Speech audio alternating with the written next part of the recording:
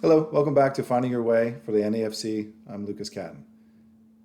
And for this episode, I wanted to talk about something that we all hear about frequently and sometimes we talk about, but we may not actually apply to ourselves. It's easy to find ways to point these out to other people, and especially our clients and things like that. But but when it comes to ourselves, we happen to overlook these sometimes. I know if you're like me, that's the case. And these are boundaries. There's lots of different types of boundaries. One of the ones that we think about the most would be ethical boundaries. For example, working with a counselor in a client situation, but also teachers and students and coworkers and lots of other ethical situations where boundaries must exist on a professional level.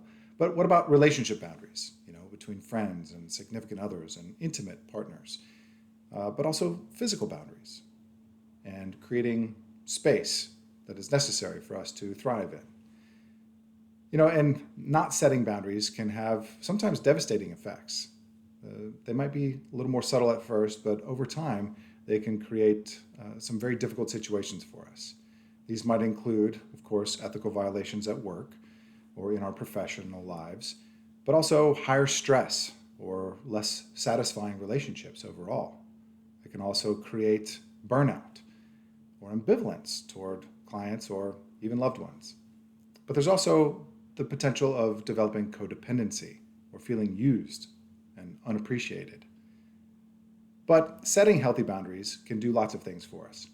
Establish our identity, create more of those safe spaces for ourselves, both literally and figuratively.